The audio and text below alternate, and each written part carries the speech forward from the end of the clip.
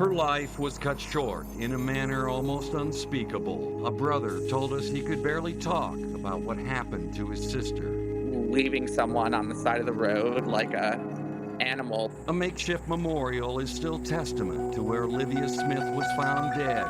It was on a quiet East Nashville street last February, within sight of her home. She was just a sunny golden child. Clutching a portrait of the young makeup artist who is now gone, Olivia Smith's mother, brother, and best friend hoped for answers last February. 7 months later, investigators can't tell them much for certain. We've gone through 1,000 scenarios as to what could have happened, but we just don't know exactly what did happen. In looking into this case, here's what we do know about the last few hours of Olivia Smith's life. She had been at some bars in the popular Five Points area in East Nashville. According to police, on February 20th, Olivia was walked to a cab by a female friend. She and other witnesses saw Olivia get in a van-type vehicle alone with a male driver. It was about 2 a.m. on a night when the temperature was in the 20s. She was found, I guess, right about where the memorial is set up. She was lying right here in this lane of traffic. Police think the van-like cab brought her here, but Olivia may have wanted to quickly get out of the cab while it was still moving, fearing possibly robbery or sexual assault. It just looked like she just came right out on her back and just landed straight back on her head and struck her head on the pavement. Did she die here? She did. Police wanted to talk with the driver of a yellow-looking cab Olivia was said to have gotten in 2 hours before her body was discovered on the road. If we could find the driver, identify the driver of the cab, I mean, that would bust this case wide open.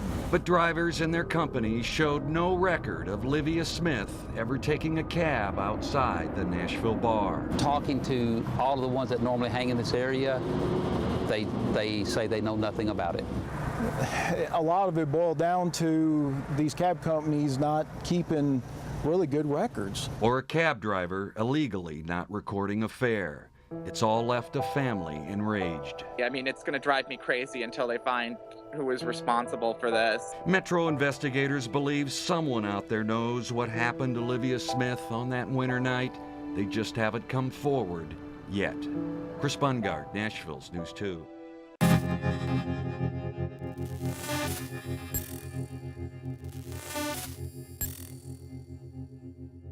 With the Niners, we had work to do, but with the right coaches and the right players, you can get there.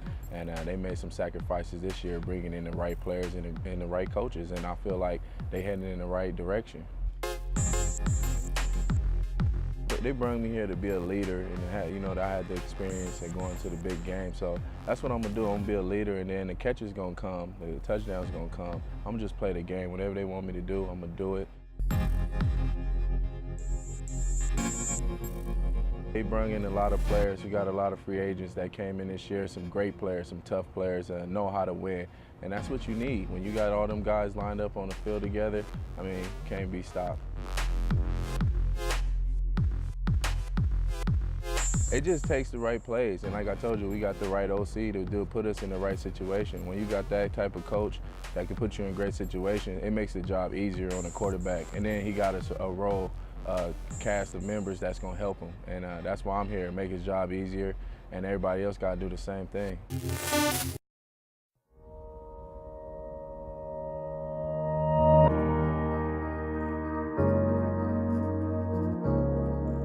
After 3 years of construction, Nashville's biggest act is ready to take the stage.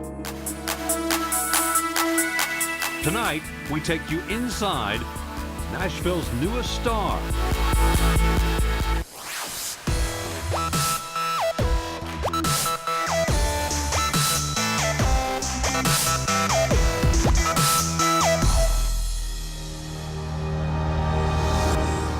Inside the Music City Center. They rescued a lot of people out of here. 15 minutes, it completely flooded the house. We have nothing left. We just tried to get off the bus. Thank God for Metro Fire Department because they come and got us out. They have a boat deployed in the water with rescuers. It was up to those pictures right there. It's hard. It's scary. You don't know what the water's going to do.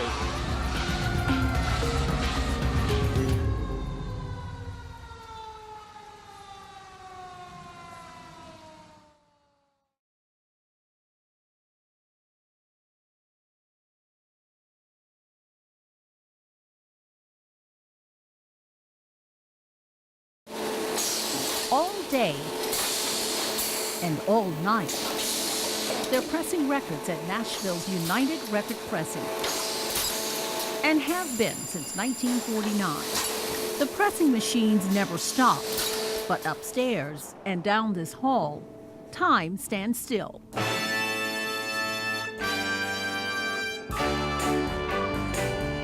The room that we're in is part of what we now call the Motown suite. The company's two largest clients were Motown and VJ, who had predominantly black artists and black executives. And at that point in time, there were few, if any, hotels in Nashville that would accept those individuals due to the color of their skin. So the company was good and forward-thinking enough to create this space to offer to those individuals so they'd have a safe place to stay. For African Americans in the segregated South, travel could be tricky. As the story goes, a lot of when the executives would come, some would be to do business and talk about business deals. But yeah, aside from that, there would be, the bands that would come through town, and yeah, they didn't have a place to stay, and they knew that this was here, and the company was happy to offer it to them. Lodging was one of the problems, yes, it was. Clifford Curry hit the road right after high school with the Fabulous Six. Back then, man, sometimes you had to worry about where you're going to stay, or either do your shows in that town and leave and go to the next town that you thought had adequate facilities for you to stay in. There were also hazards along the way. We was traveling at night, and about midnight or a little after midnight, and the guy pulled in the gas up. And we were all asleep, and I wasn't thinking.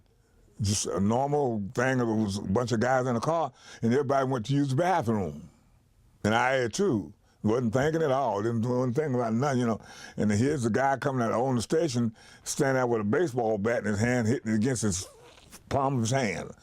Told me, who told you to go and use that bathroom? A nice, safe place to stay was a luxury. One United Record Pressing was happy to supply. Common question is, who exactly stayed here? And the history, unfortunately, wasn't documented very well because they didn't get the full cultural significance or impact of what they were doing. To them, they were just doing what seemed like the common sense thing to do. You take care of your customers regardless of the color of their skin.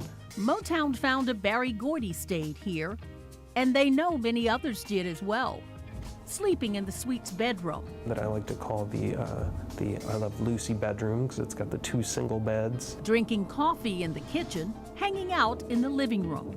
And throughout the suite, most of the furniture is the same furniture that was here when we hosted those individuals. Even a pair of shoes someone left behind. And those shoes have been there probably 30 to 40 years now, and basically the company has changed hands a couple times, and at one point one of the gentlemen purchasing the company saw the shoes there and liked the mystique, like maybe they're Stevie Wonders, or like maybe they're the Janitors, but who knows.